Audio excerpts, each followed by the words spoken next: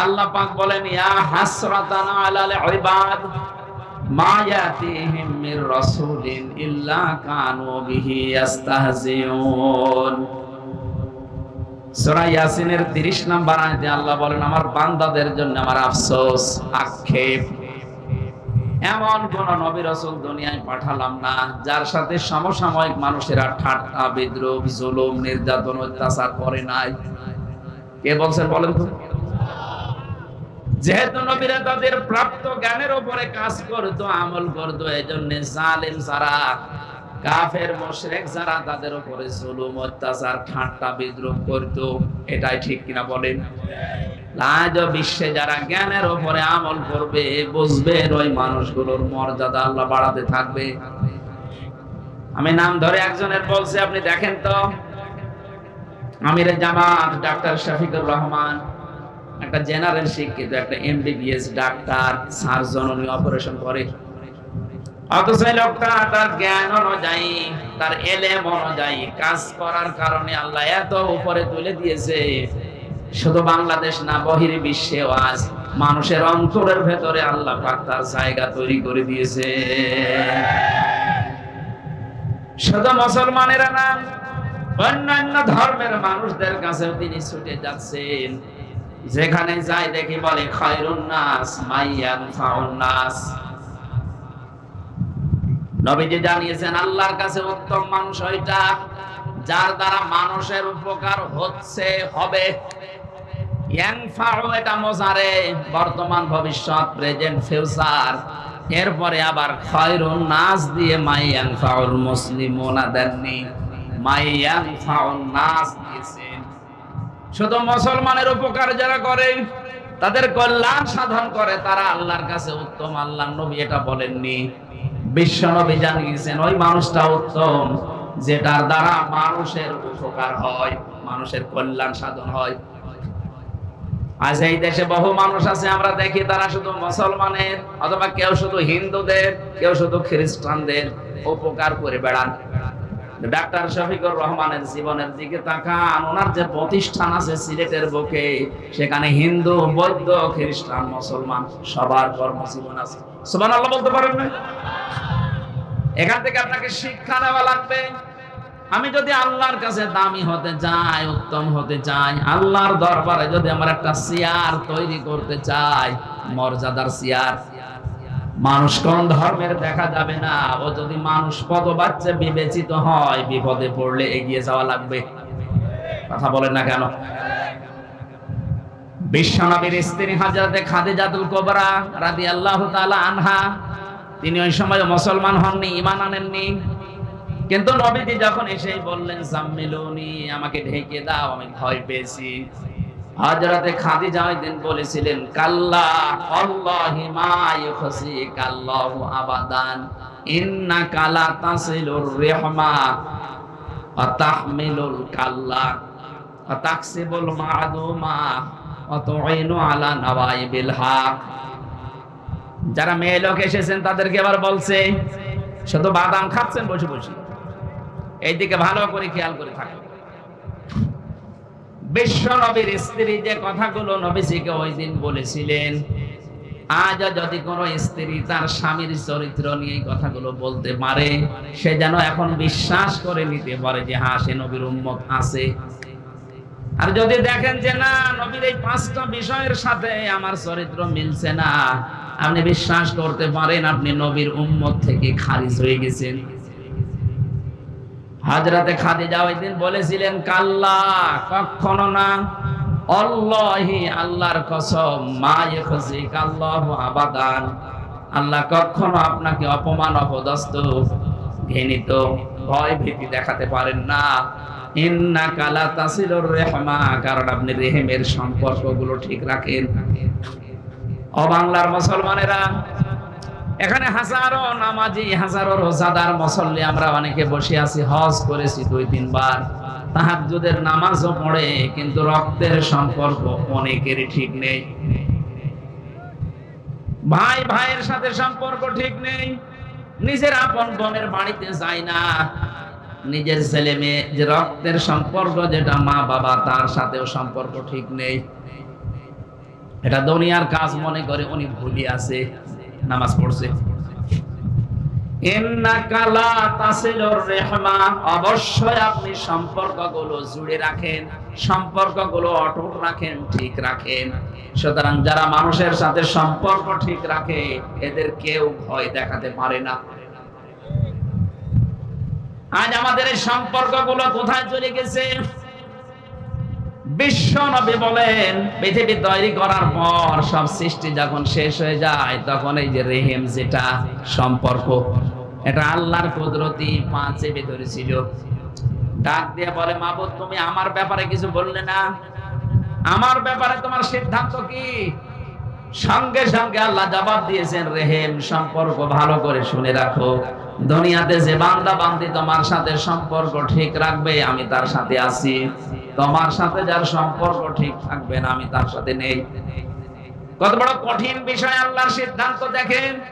সম্পর্ক যাদের ঠিক নেই ওদের সাথে আল্লাহ নেই। এখানে বহু মানুষ আমি দেখতে পাচ্ছি, চেহারা দেখলে বুঝতে পারা যায় নিজের আপন জনের সাথে 3 দিন 10 দিন 3 বছরও কথা বলে না। ওয়াজ শুনতে এসেছি। কিসের ওয়াজ শুনেন আপনি? কি হয়েছে? ওই যে মুরগিতে ধান খেয়েছে এই নিয়ে কথা বলে না। কথা বলছে না কেন? আখিরাতের সাথে সম্পর্কিত এমন কোন বিষয় নিয়ে যদি আপনি তার সাথে সম্পর্ক ত্যাগ করেন, জায়েজ আছে। আল্লাহর বিধান মানে না এরকম বিষয় শেষ করে দিন। কিন্তু দুনিয়ার কোন তুচ্ছ বিষয় নিয়ে যদি আপনি তার সাথে সব মিটিয়ে ফেলেন, আল্লাহ আপনার সাথে সব মিটিয়ে ফেলবে। আল্লাহ যদি সম্পর্ক ঠিক না রাখে, আপনার নামাজ নেওয়ার জন্য আল্লাহ বসে আছে? বলেন। এজন্য যারা সম্পর্কগুলো নষ্ট করে ফেলেছেন তাদের হাজারো ভয় চেপে বসবে। সেদিন কোন জায়গা থেকে যেন যাচ্ছিলাম, পুলিশ আমার গাড়ি রাতের বেলা থামানোর পরে বলছে, হুজুর বুকে ফু দিয়ে দিন। কেন? ডিউটি পালন করছিলাম, হঠাৎ দেখলাম ওই তাল গাছের ভেতরে কি যেন নড়ে উঠলো। তাল গাছের ভেতরে কি নড়ে, ওর ভয় পায়, ও তো ভয় পাবে। ও বহু সম্পর্ক দুনিয়াতে মানুষের নষ্ট করে দিয়েছে। আমি নিচে নামলাম না। এজন্য আমরা নামাজ পড়ি, রোজা রাখি, হজ করি, যাকাত দেই, দান সাদকা চাই করি, জিকির আজকার তাসবিহ তাহলিল আছে। এই সম্পর্কের বেলা এটা আমার মনে হয় অনেকে দুনিয়ার কাজ মনে করে ভুলে থাকে। এ সমাজে হাজারো মানুষের সম্পর্ক ঠিক রাখতে পারে না, তার অন্যতম কারণ আমাদের বউগুলো। কথা বলে না। যে সন্তান মায়ের কাছে ছাড়া খাবার খায় না, ওই সন্তান বিয়ের পরে শেষ পর্যন্ত মাকে বৃদ্ধাশ্রমে দিয়ে আসে। এর পেছনে যিনি ভূমিকা পালন করে তিনি ওই মহিলাগুলো।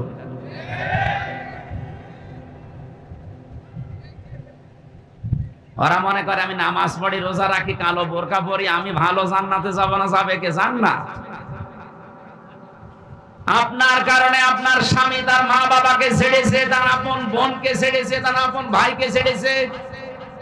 এরকম ছোট মনের বউ আছে কার? হাত তোলেন তো। মেয়েদের উপরে মানে আন্দাজে দোষারোপ করা হয়ে গেল। তো সব আল্লাহর ওলি বসে আছে। আলহামদুলিল্লাহ, যাক এলাকার মেয়েরা ভালো, আমি ক্ষমা চাচ্ছি মা বোনেরা। আমি না জানতাম না, এই জন্য বলে ফেলেছিলাম। এলাকাতে তো খুব ভালোই আছে। হ্যাঁ, এই যে বৃদ্ধাশ্রম দেখে আসলাম, আপনার পাশের জেলা কিশোরগঞ্জ, নীলফামারীর কিশোরগঞ্জে কারা, ওখানে কারা, ওকে ফেরেশতা এসে বসে আছে। আপনাদের মা বাবা, আপনাদের ওখানে মা বাবা অনেকে লাইন দিয়ে দেখলাম বসে আছে এইদিকে এইদিকে। ওদের চেহারার দিকে তাকালে বোঝা যাচ্ছে ওরা বরদোয়া করছে। আমরা যারা স্বামী আছি, আমি যতটুকু বাস্তবতায় দেখি, আমি নিজের থেকে বলছি, আমি সহ পৃথিবীর কোন স্বামী চাই না যে বিয়ের পরে আমার মা বাবা আলাদা হয়ে যাক। কথা বলা লাগবে। কোন স্বামী এটা চায়? কিন্তু কালের আবর্তনে বাস্তবতার নিরিখে আমরা দেখতে পাচ্ছি অধিকাংশ পরিবারে তার মা বাবাকে আলাদা করে দেওয়া হচ্ছে। এই স্ত্রীর কান পড়ার কারণে, আর ওই স্ত্রীকে মন্তর পড়ায় ওর মা আর ওর বড় বোন। এজন্য যার বড় বোন আছে ওরা বিয়ে করবেন না। না, আমি হাসির খোরাকি দেই। হাজারো পরিবারে সমস্যা আছে না? আমার বিশ্ববিদ্যালয়ে একজন শিক্ষক ছিল, ডক্টর আব্দুল্লাহ জাহাঙ্গীর রাহিমাহুল্লাহ, ইন্তেকাল করেছেন। উনি একবার বলছিলেন যে কুষ্টিয়ার এক চেয়ারম্যান, সাবেক চেয়ারম্যান, উনি গেছে খুলনায় নিজের ছেলের বাড়িতে। যাবার পরে কড়া নাড়ানোর পরে কলিং বেল টিপ দিয়েছে, এসেছে বেলে ছেলে। রাত তখন 10:30 বাজে। ডাক দে বলে, আব্বা তুমি এত রাতে আসলে? কাজে এসেছিলাম, শেষ পর্যন্ত আর যেতে পারিনি, এই জন্য তোর বাড়িতে আজকে থাকবো, কালকে যাব। আসো ভেতরে। ভেতরে নেওয়ার পরে জিজ্ঞাসা করছে, আব্বা তুমি খেয়ে এসেছো? ছেলের বাড়ি কেউ খেয়ে যায়? ও বুঝতে পেরেছে আমার ছেলের অবস্থা কোন পর্যায়ে আছে। কথা বলে না, ঠিক আছে আমার খাওয়া লাগবে না, এতটুকু বলার পরে ছেলে স্ত্রীর কাছে গিয়ে বলছে, দেখো আমার বাবা এসেছে, রান্না করো। না, আমি সেই সন্ধ্যা থেকে রাত 10:30 পর্যন্ত আমি সিরিয়াল দেখছি, আমি ক্লান্ত। কি দেখছি? সিরিয়াল গুলো একটার পরে একটা আমি দেখছি, আমি আর পারবো না। তোমার বাবা তুমি পারলে রান্না করে খাওয়াও বা হোটেল থেকে নিয়ে এসে খাওয়াও। এ কথা চেয়ারম্যান শুনে ফেলেছে। ছেলেকে ডাক দিয়ে বলছে, কিছু বলা লাগবে না বৌমাকে, আমার ক্ষুধা নেই, আমি খেয়ে এসেছি, তোরা ঘুমিয়ে পড়। 1-1.5 ঘন্টা পরে রাত 12:30টার দিকে হঠাৎ কলিং বেলকে যেন টিপ দিয়েছে। বাইরে যেয়ে দেখে ওর নিজের ছোট শালা। ডাক দিয়া বলছে, দোলা ভাই আমি আজ বাড়ি যেতে পারিনি, চলে আসলাম। ঠিক আছে আসো, তোমারে দিয়ে খেলা শুরু হবে। ঘরের ভেতরে নিয়ে বলছে, রান্না করো। বলছে পারবো না, তোমার ভাই এসেছে। এবার উঠিস। রান্না কমপ্লিট করে যখন খাবার খাবে, বাবাকে এবার ডাক দিচ্ছে, আব্বা তোমার বৌমা রান্না করেছে, খেয়ে নাও। বাবা তো বুঝেছে যে রান্না কার জন্য। কথা বলেন না কেন? ঠিক আছে খাওয়া লাগবে না, তোরা ঘুমিয়ে পড়। সকালবেলা বাবা যে ব্যাগটা নিয়েছে ওইটা নিয়ে বের হয়ে চলে যাচ্ছে। ডাক দিয়ে বলে, আব্বা তোমার বৌমা রান্না করছে, খেয়ে যাবা না? চোখের পানি ফেলে হাউমাউ করে কাঁদে আর বলে, সন্তান আমি যেদিন তোর শালা হব ওই দিন খেয়ে যাব। এটা হাসির খোরাকি না? একটা বাবা কত দুঃখ পেলে এই কথা বলতে পারে বলেন তো? কারণ সে জানে যে রান্না আমার জন্য না, এটা তো ওর শালার জন্য ওর বউ রান্না করছে। এজন্য বলছে, রান্না আমি আজকে খাবো না, যেদিন তোর শালা হব ওই দিন খেয়ে যাব। আমার তো মনে হয় এখানে কুষ্টিয়ার ওই চেয়ারম্যানের মতো হাজারো মানুষ বসে আছে, তারা তার ছেলে আর বৌমার কাছে ওই রকমই। সম্মানিত মা বোনেরা, আপনাদেরকে আমি সত্যিই ভালোবাসি। আপনি এই ছোট একটা বিষয়ের কারণে জাহান্নামী হয়ে যাবেন, আমি চাই না। কি হবে আপনার নামাজ দিয়ে? কি হবে আপনার সিয়াম দিয়ে? হজ করে আসেন, দান সাদকা করেন, জিকির আজগার করেন, কষ্ট করেন, কি হবে? পারিবারিক জীবনে এই সম্পর্কটা যদি আপনি ঠিক রাখতে না পারেন, এই যে কোরআন আমার হাতে, আল্লাহর কসম আপনার সাথে আল্লাহ সম্পর্ক কাট করে দেবে। এই জন্য আশা করছে আপনার স্বামীকে এভাবে উল্টা পাল্টা বোঝাবেন না, তাকে মানসিক চাপে রাখবেন না, তাহলে আপনার নামাজ, রোজা, হজ, যাকাত সব মাঠে মারা যাবে। 2 নম্বরে স্ত্রী বলেছিল, হে আমার স্বামী আপনি ভয় পাবেন না, তাহমিলুল কাল্লা, আপনি মানুষের বোঝা বহন করেন। আপনি মানুষের দুঃখের বোঝা, কষ্টের বোঝা, ঋণের বোঝা, হাজারো বোঝাগুলো আপনি বহন করেন, আপনি কেন ভয় পান? আজ তাকান তামাম দুনিয়ার দিকে, যারা বোঝা বহন করা দূরের কথা, আরো জাতির উপরে বোঝা দিয়ে যায়। কথা বললেন না কেন? যে মহিলা পালিয়ে গেছে, আপনি তাকান কত বোঝা এই দেশে দিয়ে গেল। এত টাকা ঋণ করে গেছে এই দেশে বিভিন্ন ব্যাংক থেকে, বাইরে পাচারের মাধ্যমে। এই দেশে এখন যে জন্ম নেবে আজকে, সে 1 লাখ টাকা মাথার উপরে ঋণ। ঋণটা আপনি দিয়ে তো ভালো আরামে আছেন।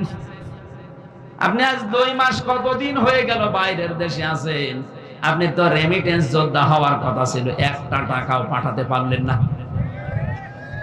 কি একটা টাকা পাঠিয়েছে, আরো গোপনে এদিক ওদিক করে এই দেশ থেকে টাকা যাচ্ছে, আরামে চা খাচ্ছে। মাথার ঘাম পায়ে ফেলে বাংলাদেশ সহ বিশ্বের বহু দেশে যারা আছে তারা যেমন টাকা পাঠাচ্ছে, রেমিটেন্স পাঠাচ্ছে, আপনারা উচিত এই 2 মাস কতদিন হয়ে গেল বাইরে আছেন, কিছু পাঠান, একটু ঋণগুলো মুক্ত করি। এগুলোর খবর নেই। আরো ঋণের বোঝা, কষ্টের বোঝা, দুঃখের বোঝা আমাদের মাথার উপরে পাহাড় পরিমাণ দিয়ে গেল। এখনো পর্যন্ত বাংলার বিভিন্ন হাসপাতালে 2780 জন মানুষ কাতরাচ্ছে।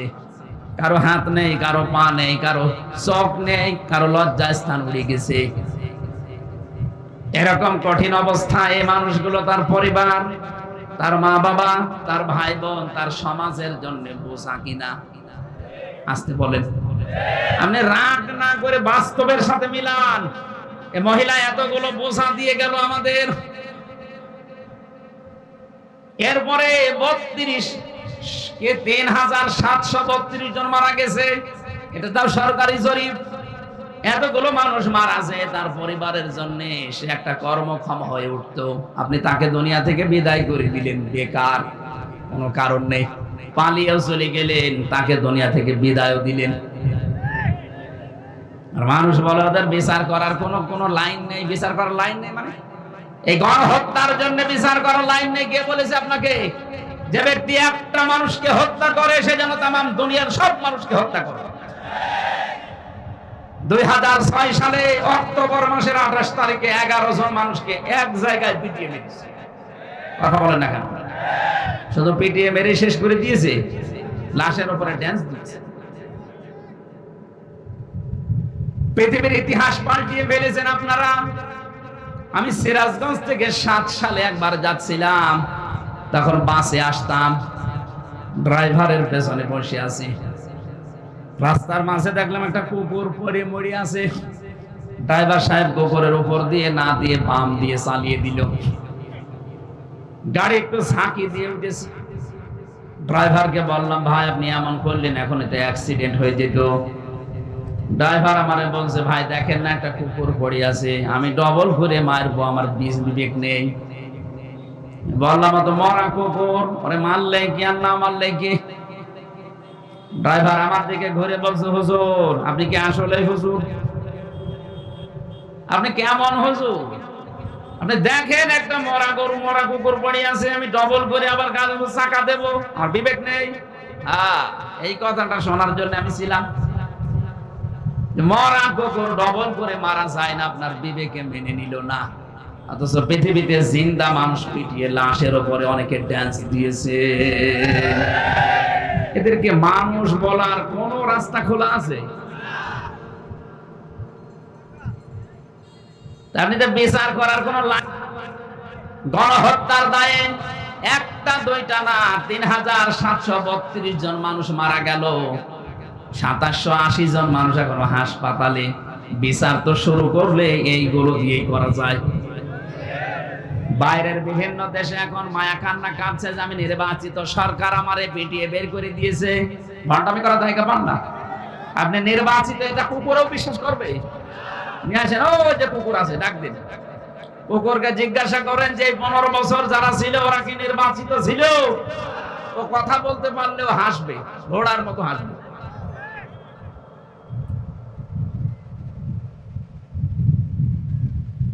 কোরআনে কারীম জানিয়েছে, হুয়া জিতাবাকুম ওয়া মা জাআলা আলাইকুম ফিদ-দীনি মিন হারাজ। সূরা হজের 78 নম্বর আয়াতের মাঝের অংশে আছে, রব্বুল আলামিন বলেন তিনি তোমাদেরকে নির্বাচিত করেন। দিনাজপুরবাসী, নির্বাচিত করা হয় যার মাধ্যমে, ওই পদ্ধতির নাম নির্বাচন। আপনারা কি কবরে আছেন? জবাব দেন না কেন? নির্বাচিত করা হয় যার মাধ্যমে, এই পদ্ধতির নাম কি? আপনি বুকে হাত দিয়ে বলতে পারবেন এই 15 বছরে কোন নির্বাচন হয়েছে? নির্বাচন যদি হতো তাহলে 154 জন নির্বাচনের আগেই হয়ে যেত না? কথা বলেন না কেন? যেখানে 151 জন হলে সরকার গঠন করা যায়, সেখানে আপনি আন্দাজে নির্বাচিত হয়ে পড়লেন 154 জন। আর এর আগের টার্মে যা করলেন, দিনে ভোট হবে, আগে রাতেই আপনি শেষ করে দিলেন। আপনি নির্বাচিত হলেন কোন কায়দায়? এটা দিনের ভোট যে রাতে হয়েছে, এটার প্রমাণ আমি নিজে। আমি জেলখানায় 3টা বছর ছিলাম। আমার সাথে এক ওসি সাহেব ছিল জেলে। একবার তাওবার ব্যাখ্যা করলাম ওনারে, উনি আমারে বলছে, হুজুর আপনি যেভাবে তাওবা শোনালেন আমারে, আমারটা দেখেন তো তওবা হয়েছে কিনা। কি তাওবা? বলছে যে নির্বাচনে আমি বাইরে ছিলাম, ওই সময় আমার দায়িত্ব ছিল ফেনীতে। রাত 12টার পরে আমার যে দল বল আছে, এগুলো নিয়ে আমি ভোট কাটা আরম্ভ করলাম আল্লাহর নামে। কার নামে? আল্লাহর নামে আরম্ভ করলাম। সত্যি যে কোরআন শরীফ যা বলেছে আমি অতটুকুই বলছি। আল্লাহর নামে ভোট কাটা আরম্ভ করলাম একেবারে ফজর পর্যন্ত। বাক্স ভর্তি করে জমা দিয়ে দিলাম। তাড়াতাড়ি করে গোসল করে ওযু করে নামাজ পড়লাম। এবার আমি পড়লাম আস্তাগফিরুল্লাহ, আমার তাওবা হয়েছে। একে তাওবা বলে? একে তাওবা হয়েছে না ভণ্ডামি? আজ এই 15.5 বছর ওনারা, আমি ওই দিন বলেছিলাম, স্যার আপনার তাওবা হয়নি, আপনার ইয়ার কি হয়েছে? যদি আপনি সত্যিই তাওবা করেন, আল্লাহর কাছে না, কারণ আপনি তো আল্লাহর হক নষ্ট করেননি, আপনি হক নষ্ট করেছেন হামজার। কথা বললেন না কেন? আমার মতো হামজার হক আপনি একটা দুইটা না, একটা এমপি বানাতে 3.5 লাখ 4 লাখ মানুষের রায় লাগে। আপনি নিজে নিজেই সব দিয়ে ফেললেন। আপনি যদি এখন মাপ পেতে চান, আল্লাহর কাছে আস্তাগফিরুল্লাহ পড়লে হবে না। আমার মতো হামজা 4 লাখ এদের কাছে আগে ক্ষমা চাবেন। বড় দুঃখের বিষয়, এই 15.5 বছরে অনেকেই কিন্তু মারা গেছে। আপনি তার কাছে ক্ষমা চাবেন কি করে? তার মানে আপনার দুনিয়াও শেষ আর আখিরাত তো শেষই। যাদের হক নষ্ট করলেন, কিয়ামতে আল্লাহ যখন বিচার ব্যবস্থা আরম্ভ করবে, তখন ওই মানুষকে ডেকে বলবে, তোর হক তুই পাও না, এর কাছে নিয়ে নে। আপনার কিছুই থাকবে না, যতটুকু নেকির কাজ ছিল ওখান থেকে দেওয়া আরম্ভ হবে। 4 লাখ মানুষকে যদি আপনি হক দিতে থাকেন, কয়টা নেকির কাজ করেছেন? সেটা দিতে দিতে আপনার সব শেষ। আরো পাওনাদার আমার মতো হামজা এসে বলবে, আমিও দিতে পারিনি, আমারটা দেন। কি করবেন তখন? বলবে, আল্লাহ আমারটা না নিয়ে আমি এর ছাড়বো না। শেষ পর্যন্ত আল্লাহ পাক যে দুনিয়ায় বিচারক, বলবে তোর যা অপরাধ আছে এর মাথার উপরে চাপিয়ে দে। আপনি কি করলেন? কার জন্য করলেন? আপনার বিবেক কি একটু নাড়া দেয় না? নাকি বিবেকের উপরে কুকুরে প্রসাব করেছে? ও বলছে ঠিক।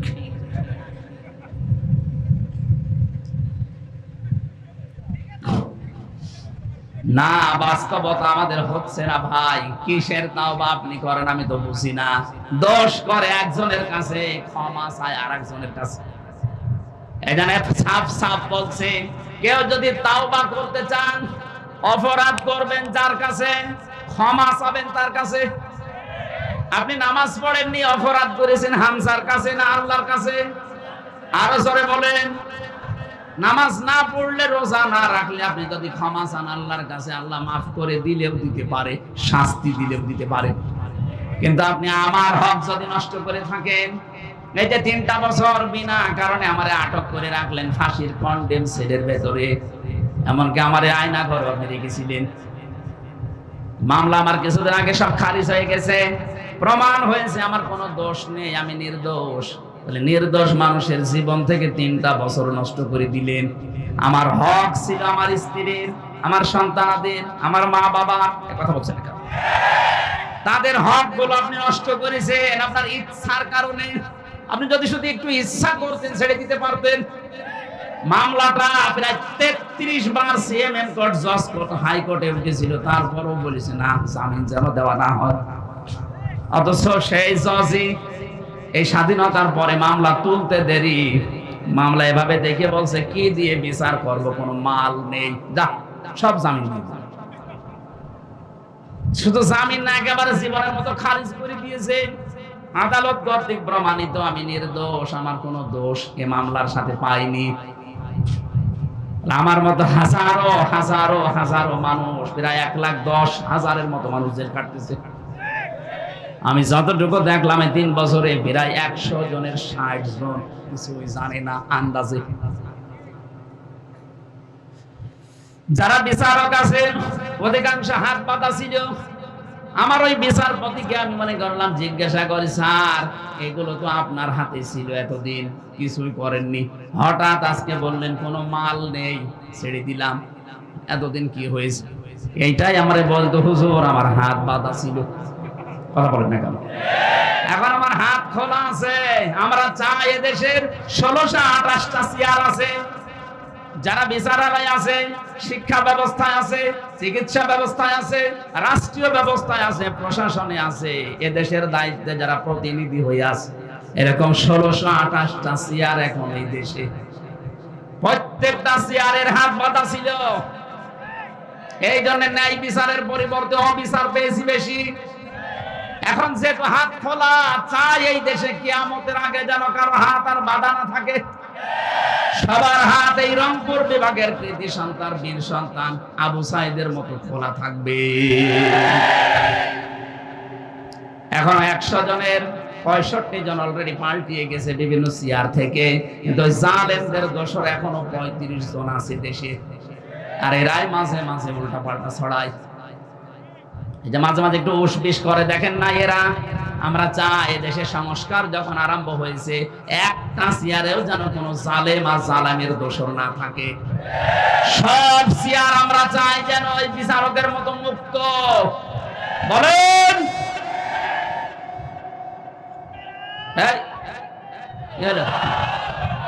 দিনকাল ভালো হয়নি, এখনো তাকবীর দেওয়া লাগবে আর কিছুদিন পরে।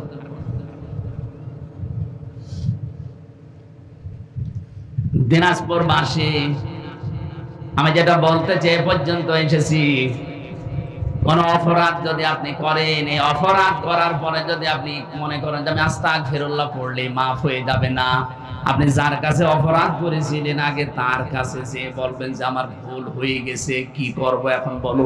ও যদি বলে আপনি আমার 5 লাখ টাকা লস করে দিয়েছেন, মিথ্যা মামলা দিয়ে, মিথ্যা সাক্ষী দিয়ে, উকিলের মাধ্যমে, এই উকিলকে টাকা দিয়ে আপনি আমার বাড়ি থেকে বেকার 5 লাখ টাকা নষ্ট করে দিয়েছেন, ওই 5 লাখ টাকা আগে ফেরত দিন, তারপরে আপনার আমি মাফ করব। আপনার তাই করা লাগবে।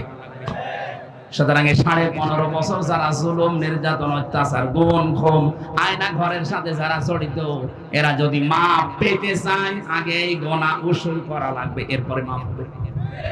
এই গোনাগুলো উসুল কিভাবে হবে? কেউ যদি চুরির সাথে জড়িত থাকে 15 বছরে তার হাত কাটা লাগবে। এই কথা বলছেন না কেন? কেউ যদি জেনার সাথে জড়িত থাকে তাহলে সঙ্গে সাথ করা লাগবে। কেউ যদি হত্যার সাথে জড়িত থাকে ওকেও মেরে ফেলা লাগবে। কেউ যদি আয়না ঘরের সাথে জড়িত থাকে তাকে 14 বছর আয়না ঘরে রাখা লাগবে। কেউ যদি গুমের সাথে জড়িত থাকে, গুম সে কত বড় মারাত্মক অপরাধ, যে পরিবারে একটা লোক গুম হয় তারা বোঝে। আমি মাত্র 10 দিন ছিলাম আয়না ঘরে, তাই আমার বাবা মা পাগল হয়ে যাওয়ার মতো। অথচ ব্যারিস্টার আরমানের স্ত্রী আজ 8 বছর, আমান আজমের স্ত্রী শেষ পর্যন্ত 10 বছর পার করে ফেলেছে, পাইনি খোঁজ, গত বছর বিয়েই করে ফেলেছে। আপনি কি জবাব দেবেন বলেন তো মরণের পরে? আমার তো মনে হয় দেশের 18 কোটি মানুষও যদি এদেশের জালেমদেরকে মাফ করে দেয়, ব্যারিস্টার আরমানের বউ জীবনও মাফ করবে না। কত বড় কঠিন অবস্থায় রাখে আমি নিজে তো দেখেছি। কত দেওয়ালে লেখা দেখতাম, কারো 2 বছর, 5 বছর, 8 বছর, 10 বছর, 14 বছর পর্যন্ত আটকানো। দুনিয়ার মানুষ জানেই না যে এখানে মানুষ আছে। অথচ উপর দিয়ে গাড়ি চলতেছে, উপর দিয়ে গাড়ি চলে, মানুষ চলে, কত কিছুর আওয়াজ, নিচে পড়ে আছে 1 দিন 2 দিন না 14 বছর। একটা মোবাইল নাম্বার লেখা দেখলাম, ওখানে লেখা আছে, ভাই যদি বাইরে কেউ যেতে পারেন আমার এই নাম্বারটা দিয়ে একটু জানাবে যে আমি বেঁচে আছি।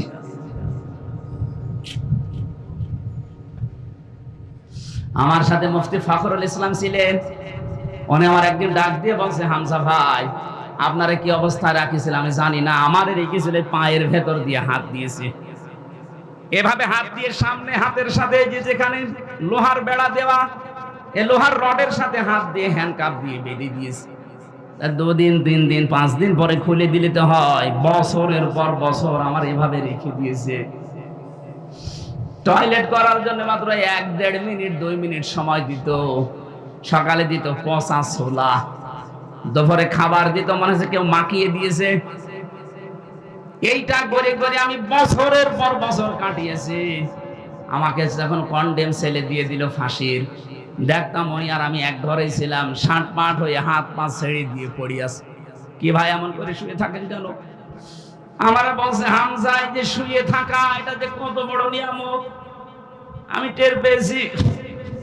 একটা মানুষকে যদি পায়ের ভেতর দিয়ে হাত দিয়ে এভাবে ঘন্টার পরে ঘন্টা, না এটা যে কোন বছর আমরা জানি না, কোন মাস তাও জানি না, কয়টা বাজে এটা কোনো জানার কোনো স্কোপই নেই। বলেন তো এভাবে একটা মানুষকে 14 বছর যদি ওইভাবে কাউকে রাখে, কাউকে 8 বছর, কাউকে 10 বছর, কাউকে 3 বছর রেখে দিয়েছে। আমার মাঝে মাঝে মনে হয়তো আমাদের যারা দায়িত্বে থাকতো এই মানুষগুলো বাইরে যেয়ে ওদের স্ত্রীর সাথে মেলামেশা করে কি করে, ওরা যে বাড়িতে যে সংসার করে খাবার খায় কি করে খায়, যে দৃশ্য ওরা নিজেরা দেখে গেল। আর এখনো পর্যন্ত অনেকে জালেমের সাফাই গাছে কি করেছে, ওরে শয়তান কি করেছে তুই 10 দিন থাক,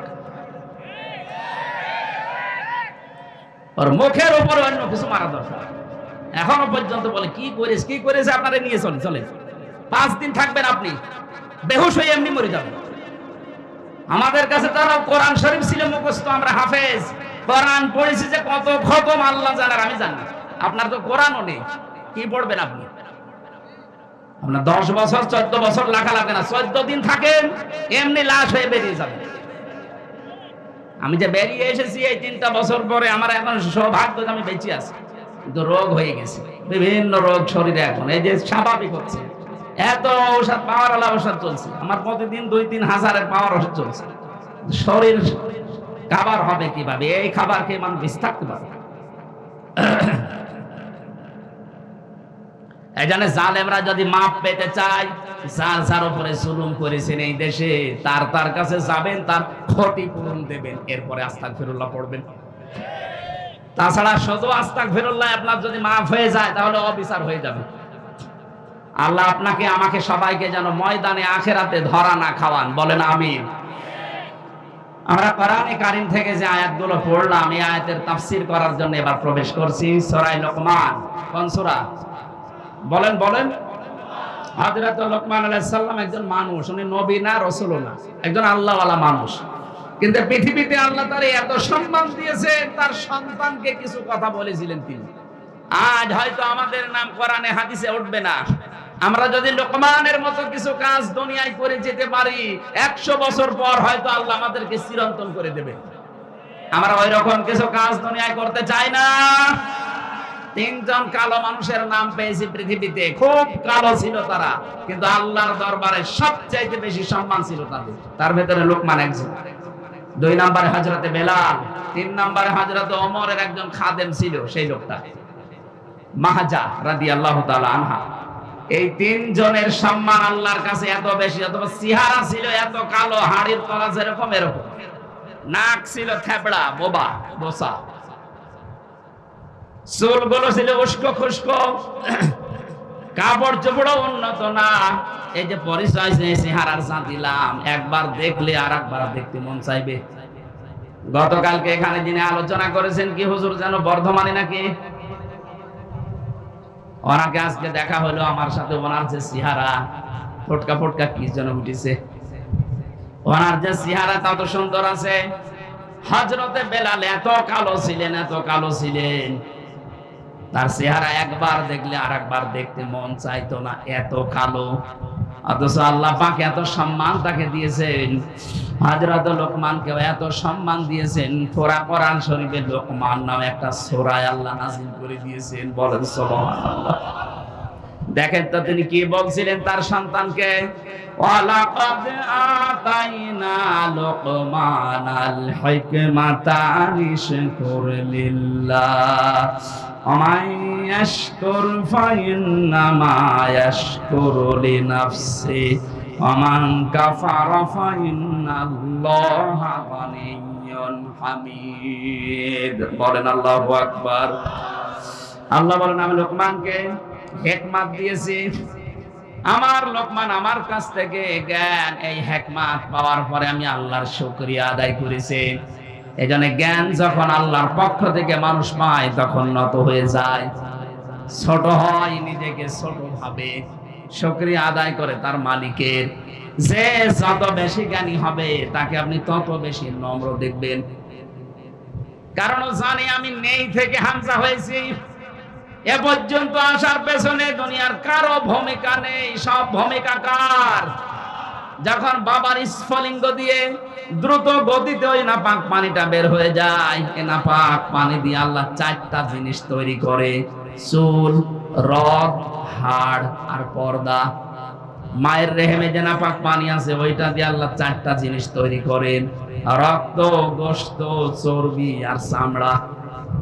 চার চার আটটা জিনিস যখন এক হয়, আল্লাহ বলেন আমার রব নাম নিয়েছি, এ কারণে আমার বান্দাকে আরো পাঁচটা জিনিস আমি দান করি: শ্রবণ শক্তি, দর্শন শক্তি, বাক শক্তি, আকেল শক্তি আর ঘ্রাণ শক্তি। ৮ ৫ ১৩টা জিনিস এক হয়, তখন ফেরেশতারা আমাকে জিজ্ঞাসা করে যে আল্লাহ এটা বানাবো কি, সেই ডে না মেয়ে? এ সিদ্ধান্ত দুনিয়ার কেউ দেওয়ার ক্ষমতা রাখে না, আমি আল্লাহ তখন বলি যে এটা কর। ৬ মাসের ভেতরে যখন বডি স্ট্রাকচার তৈরি হয়ে যায়, ওয়াল্লাযী ইউসাউবিরুকুম ফিল আরহামি কাইফা ইয়াশা, তিনি সে আল্লাহ যিনি মায়ের পেটের ভেতরে তোমাদের আকৃতি তৈরি করেন। বডি স্ট্রাকচার বানিয়েছে ফেরেশতাদের মাধ্যমে, আর আকারটা বানিয়েছে আল্লাহ নিজে। জোরে বলেন সুবহানাল্লাহ। আকৃতি তৈরি করার পরে ৬ মাস সর্বনিম্ন। ৬ মাসের আগে আপনার সন্তান হলে বুঝবেন এটা অবৈধ সন্তান। ৬ মাসের পরে কারো ১০ মাস ১০ দিন পর্যন্ত যায়, কারো ৮ মাস, ৮.৫ মাস, ৯ মাস, ৯.৫ মাস, এইভাবে ১০ মাস ১০ দিনের ভেতরে আল্লাহ ওইটাকে বের করে নিয়ে আসেন। আল্লাহু আখরাজাকুম মিন বুতুনি উম্মাহাতিকুম লা তা'লামুনা শাইআ। আল্লাহ বলেন বাচ্চার আকারে আস্তে করে পেট থেকে বের করে নিয়ে আসি, এমন অবস্থায় আনলাম যখন তুই কিছুই জানতি না। এখান থেকে আস্তে আস্তে তোকে আমি কথা বলা শেখালাম। এই যে খালাকাল ইনসান আল্লামাহুল বায়ান, মানুষকে আমি বানিয়েছি আর কথা বলা শিখিয়েছি। বিজ্ঞান এখন এই আল্লামাহুল বায়ান নিয়ে গবেষণা চালিয়েছে যে মানুষ কথা বলে কি করে। দেখি এই কয়েক ইঞ্চি জায়গা, এখানে ২৭টা ধাক্কা তৈরি হওয়ার পরে একটা কথা তৈরি হয়। এতটুকু জায়গার ভেতরে ২৭টা স্তর আছে। ২৭টা স্তর পার করার পরে ধাক্কা লাগতে লাগতে একটা কথা তৈরি হয়। এটা দুনিয়ার কোনো মানুষ আমাদেরকে দেয়নি, এটা দিয়েছে শুধুমাত্র কে? আরো জোরে বলেন কে? দুনিয়ায় যদি কিচ্ছু না পান, এই যে কথা বলতে পারেন, আপনি যদি তামাম দুনিয়ার সব জায়গায় সেজদা দিয়ে শেষ করে ফেলেন, তারপরও এই কথা বলতে পারা, এর নিয়ামতের শুকরিয়া শেষ হবে না। যে মানুষগুলো দেখতে পারেন বিশেষ করে, এটা যে কত বড় নিয়ামত। যারা দেখে না ওই মানুষগুলো টের পাচ্ছে দুনিয়া কি। অন্ধ মানুষের কাছে দুনিয়া আখিরাত সমান, কবরের মতো লাগে। কুমিল্লায় এক মাহফিলে আমার সাথে গন্ধ খাবার খাচ্ছিল, হঠাৎ বিদ্যুৎ চলে গেল। আমরা যারা চোখওয়ালা মানুষ আছি চিল্লা পাল্লা করছি। হঠাৎ পাশ থেকে অন্ধ আমার হাত চেপে ধরে বলছে, হুজুর মাত্র ১.৫-২ মিনিট কারেন্ট চলে গেছে, আপনি চিল্লান। অথচ ৪২ বছর আমার জীবনে কারেন্ট নেই। ৪২টা বছর আমি দেখি না, আমি তো চিল্লালাম না। অন্ধ ওই দিন আমাকে আর একটা কথা জানিয়েছে, আপনারা যারা চোখওয়ালা মানুষ তো দিনের বেলা দেখেন, রাতের বেলা স্বপ্নে দেখলেও কিছু দেখতে পান। আমরা যারা চোখ নেই অন্ধ মানুষ, দিনে তো দেখি না, রাতের বেলা যদি স্বপ্নেও দেখি কিছু দেখতে পাই না, শুধু আওয়াজ শুনি একটা। আপনি কি পেয়েছেন, টের পাচ্ছেন? আস্তে আস্তে কথা বলা শেখালাম, এরপরে তোর উপরে তুলতে লাগলাম। দুনিয়াতে যা কিছু চলতে লাগে আস্তে আস্তে আমি সব তোকে দিয়েছি, অথচ তুই উল্লেখ করার মতো কিছু ছিলি না। হালা আতা আলাল ইনসানি হিনুম মিনাদ দাহারি লাম ইয়াকুম শাইআম মাযকুরা। মানুষের জীবনে কি এমন সময় অতিবাহিত হয়নি যখন সে উল্লেখ করার মতো হামজা ছিল না? নেই থেকে শুরু করে এ পর্যন্ত বানিয়ে চেয়ারে বসিয়ে দিলাম, আস্তে আস্তে করে এই পর্যায়ে তোরে নিয়ে আসলাম। তোরে যে জ্ঞান দিয়েছি, এই জ্ঞান যার যত বেশি থাকবে এই মানুষকে আমি আল্লাহ শুকরিয়া আদায় করা তার জন্য তত সহজ হবে। কিন্তু বাংলাদেশে এটা উল্টা, অনেক জ্ঞানী মানুষকে দেখা যায় আল্লাহর পর্যন্ত ভুল ধরে।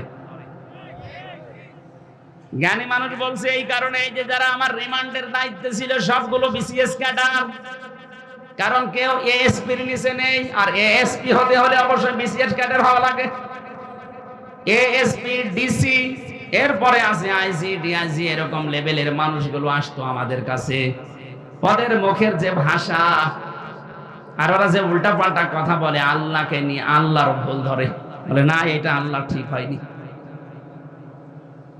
জ্ঞান পাওয়ার পরে মানুষগুলো ছোট হবে, আরো নম্রতা ভদ্রতা প্রকাশ করবে না, ও মানুষগুলোর আরো বৃদ্ধি বাড়ে। আল্লাহ বলেন আমি লোকমানকেও জ্ঞান দিয়েছিলাম, ও জ্ঞান পাওয়ার পরে আমার শুকরিয়া আদায় করে মাথা নত করে দিয়েছে। অমাই ইয়াশকুর, যে ব্যক্তি শুকরিয়া আদায় করে, ফাইন্নামা ইয়াশকুরু লিনাফসি, সে যেন তার নিজের জন্য এটা আদায় করলো, তার নিজের জন্য এটা দরকার। আমি আল্লাহর জন্য শুকরিয়া আদায়ের দরকার নেই, কারণ আমি আল্লাহকে যদি ধন্যবাদ না জানাই, আমার যদি প্রশংসা না করে, আমার ক্ষমতা হারিয়ে যাবে, এরকম আমি না। কথা বলে না কেন? আমরা যদি আল্লাহকে ধন্যবাদ না দেই, শুকরিয়া না জানাই, ওনার ইবাদত বন্দেগী বাদ দিয়ে দেই, উনি গত বছর সামনে বছর থেকে ক্ষমতা হারিয়ে ফেলবে। এটা তো আমার নিজের জন্য দরকার। কোরআন শরীফের ভেতরে আমি তিনটা বিষয় আলাদা আলাদা পেয়েছি, এই তিনটা বিষয় একটু টাচ দেই, ভালো করে শুনবেন। কোরআনে কারিমে যেখানে আল্লাহ তার এতাআতের কথা, আনুগত্যের কথা জানিয়েছেন, সঙ্গে সঙ্গে আনুগত্যের নাম দিয়েছেন রাসূলুল্লাহ। আল্লাহ পাক বলেন আতিউল্লাহ ওয়া আতিউর রাসূল, যে ব্যক্তি আল্লাহর আনুগত্য করে সে যেন রাসূলের আনুগত্য করে। তাফসিরে মাযহারিতে মুফাসসির লিখেছেন আল্লাহর আনুগত্য করে কিন্তু রাসূলকে মানে না, ও যেন আল্লাহকেও মানে না। এজন্য আপনি আল্লাহকে মানতে হলে রাসূলুল্লাহকে মাস্ট বি মানাই লাগবে। আজ বাংলাদেশে এই রোগটা দিন দিন বাড়ছে, এই 5 আগস্টের পর থেকে আরো বেড়ে গেছে। একটু সূত্র বলে দেখেন তো মেলে কিনা, নাকি এই আয়াত বাদ দিয়ে দেব? এটা দরকার আছে। ফেরাউন যেই দিন ডুবে যাচ্ছিল, ওই দিন কিন্তু বলেছিল আন্নাহু লা ইলাহা ইল্লাল্লাযী আমানাত বিহি বানু ইসরাঈল ওয়া আনা মিনাল মুসলিমিন। আমি ঈমান আনলাম ওই আল্লাহর উপরে, বানি ইসরাঈলরা যার উপরে ঈমান এনেছে আমি তো মুসলমান। এরপরও ফেরেশতারা আমার পানির ভেতরে চুবাই কেন? আমি জবাব পেয়েছি তাফসিরে কয়েকটা।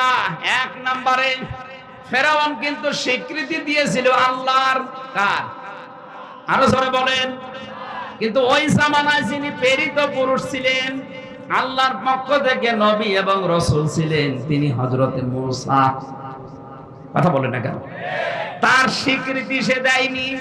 ও যদি বলতো লা ইলাহা ইল্লাল্লাহ মূসা কালিমুল্লাহ, আল্লাহ ওই সময় মাফ করে দিত। তো কি করেছে? বিদ্রোহ। রিসালাতের ঘোষণাটা দেয়নি, ও শুধু দিয়েছে আল্লাহর একাত্মবাদের ঘোষণা, যে আন্নাহু লা ইলাহা ইল্লা, আমি ঈমান আনলাম ওই আল্লাহর প্রতি, আমানাত বিহি বানু ইসরাঈল, যার উপরে বনি ইসরাঈলরা ঈমান এনেছে, আমি মুসলমান। আল্লাহ বলেন না, ও যেহেতু রিসালাতের ঘোষণা দেয় না, ঈমান আনার সাথে যেগুলো সম্পৃক্ত, এক নম্বরে আল্লাহর একাত্মবাদের স্বীকৃতি দেওয়া, 2 নম্বরে রিসালাতের স্বীকৃতি দেওয়া, 3 নম্বরে আখিরাতে কিয়ামতে জবাব দিতে হবে, এই আচরণ তৈরি করা। কথা বলেন না কেন? আপনি আল্লাহর স্বীকৃতি দিয়েছেন, কিন্তু এই জামানার যিনি এখন প্রেরিত পুরুষ, শেষ নবী এবং রাসূল, তার নাম মুহাম্মাদুর। আজ বাংলাদেশে যারা নামাজ পড়েন, রোজা রাখেন, হজ করে আসেন, দান সাদকা করেন, এগুলো সব কার হুকুম? আরো জোরে বলেন। এগুলো করে অনেকে মনে করছেন তো নামাজ পড়ি, রোজা রাখি, হজ করে আসি, আমি দান সাদকা করি। কিন্তু রিসালাতের ঘোষণা দেওয়ার সময় যদি বলা হয় বিশ্ব নবী 23 বছরের জীবনে, নবুয়তের জিন্দেগিতে 13 বছর মার খেয়েছেন, 10 বছর রাষ্ট্রপ্রধান ছিলেন, তখন বলে হুজুর এটা রাজনীতি। কথা বলে না কেন? আপনি আল্লাহর কথা মানবেন, কিন্তু তার প্রেরিত পুরুষ, তার পাঠানো নবী এবং রাসূলকে আপনি ফেরাউনের মতো মানবেন না। আপনার মরণ হবে নামাজ পড়ার পরও ফেরাউনের মতো।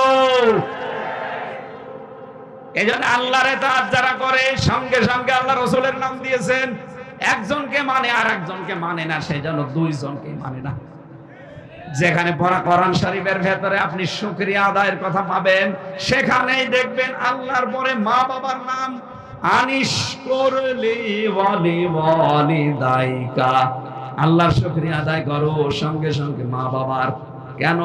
কারণ তোমাকে দুনিয়ারে মুখ দেখাতে গিয়ে আল্লাহর পরে সবচেয়ে বেশি কষ্ট স্বীকার করেছে তোমার মা আর বাবা। বিজ্ঞান এখন জানিয়েছে একটা সন্তান দুনিয়াতে নরমাল ডেলিভারি করার সময় মেয়ে লোকের 57 ইউনিট কষ্ট সহ্য করা লাগে। অথচ আমরা যারা পুরুষ মানুষ সর্বোচ্চ 47 ইউনিট কষ্ট যদি আমাদের শরীরে দেওয়া হয়, 45 থেকে 47, 45টার কথাই বেশি পেয়েছি। 45 ইউনিট কষ্ট আমরা যদি পাই, সঙ্গে সঙ্গে আমরা মারা যাব। অথচ মা আমাকে দুনিয়ার মুখ দেখাতে তিনি 57 ইউনিট কষ্ট সহ্য করেছেন। এই জন্য তো মা বাবার এত দাম। আপনি মা বাবার জন্য শুকরিয়া আদায় করা মানে তাদের পেছনে খরচ করা, তাদের কথা মতো চলা, যদি বৈধ হয় তাদের খেদমত করা, তাদের পাশে থাকা। আল্লাহর শুকরিয়া আপনি আদায় করছেন, সুবহানাল্লাহ, আলহামদুলিল্লাহ, যেখানে যার বিধান মানেন। কিন্তু মা বাবার সাথে সম্পর্ক ভালো না, আপনি যেন আল্লাহকেও মানেন না। 3 নম্বরে পড়া কোরআনে যেখানেই আছে নামাজ, সঙ্গে সঙ্গে আল্লাহ দিয়েছেন যাকাত। রব্বুল আলামিন বলেন আকিমুস সালাতা ওয়া আতাবুজ যাকাত, নামাজ কায়েম করো, সঙ্গে সঙ্গে যাকাত আদায় করো। এখানে বহু মুসলমান আমরা আছি, নামাজ পড়তে বলবেন 5 ওয়াক্তের জায়গাও তাহাজ্জুদ মিলে 6 ওয়াক্ত পড়বে। যাকাত দিতে বললে মনে হয় যে জরিমানা, আপনার নামাজ হবে না।